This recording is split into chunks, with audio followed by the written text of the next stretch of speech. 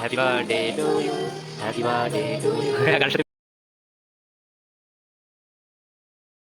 Hello everyone, so আজকে ছিল আমার বার্থডে আর আজকে হলো 1 জুলাই, মানে রাত 12টার পর আমাকে আমাকে ঘুম থেকে উঠিয়ে এত সুন্দর একটা সারপ্রাইজ দেওয়ার জন্য অনেকবার বলেছি, কিন্তু আর একবার বলছি থ্যাংক ইউ সো মাচ। এটা ছোট হলে অনেক বেশি আমার কাছে দামি, অনেক বেশি একটা কি বলতে পারো, সারপ্রাইজ বলতে পারো। সো আমি ওকে কেক কেটে খাইয়ে দিলাম অ্যান্ড দেন আমিও খেয়ে নিলাম। আর আমাকে একটা সেলিব্রেশন, একটা ছোট্ট গোলাপ দিয়ে এত সুন্দরভাবে আমার বার্থডে সেলিব্রেট করার জন্য অনেক অনেক ধন্যবাদ। তারপর এখানে ছিল আমাদের ডিনার। তো এটা ছিল, আমরা কেক কাটার আগে এটা খেয়েছিলাম।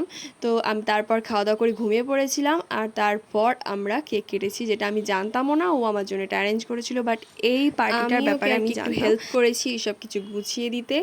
তারপর আর কি আমাদের এই বার্থডের এই ছোটোখাটো আর কি নিজেদের মধ্যে একটা কি বলে ওটাকে, ডেট বলতে পারো।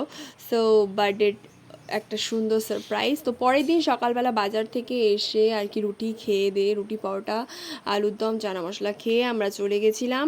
আর তারপর বাজার থেকে এসে নিয়ে ডাল, আলু সেদ্ধ আর যে মুরগির যে পা, যেটা তোমাদেরকে বলেছিলাম আমার খুব ভালো লাগে, সেটা রান্না করেছিল দিদি আর আমি। আর এখানে দেখো আমাদের রসগোল্লা, এখানে চাবি নিয়ে খেলছে আমাদের অস্মিকা সুন্দরী।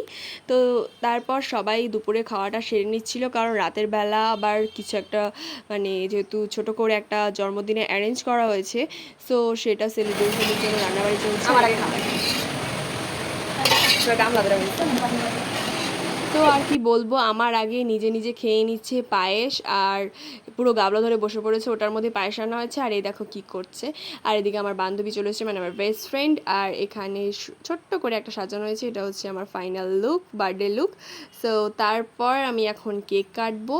আর এখানে ওরা সাজিয়েছে এভাবে, তারপর আমি কেক কাটতে একটু লজ্জাই করছিল, বাট আবার মজাও হচ্ছিল একটা।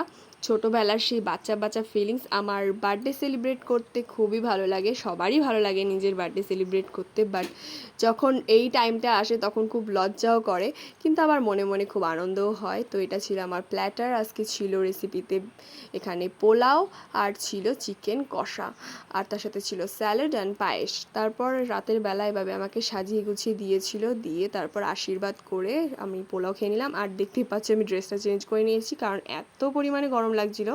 তো ভাবছিলাম একটু কমফোর্টেবলভাবেই খাওয়া যাক। আর রাতের বেলা আমাকে এত সুন্দর আর একটা গিফট দেওয়ার জন্য থ্যাংক ইউ সো মাচ তোমাকে। আমি ভাবতেই পারিনি যে তুমি আমাকে এরকম একটা গিফট দেবে, আমার খুব ভালো লেগেছে গিফটটা। সো তোমাদের ভিডিওটা কেমন লাগলো অবশ্যই কমেন্টে জানিও। ভিডিও ভালো লাগে লাইক কমেন্ট শেয়ার সাবস্ক্রাইব করে দিও, আর ফেসবুক থেকে ফলো করে। তো আজকের মতন এখানে ভিডিওটা শেষ করছি। So by.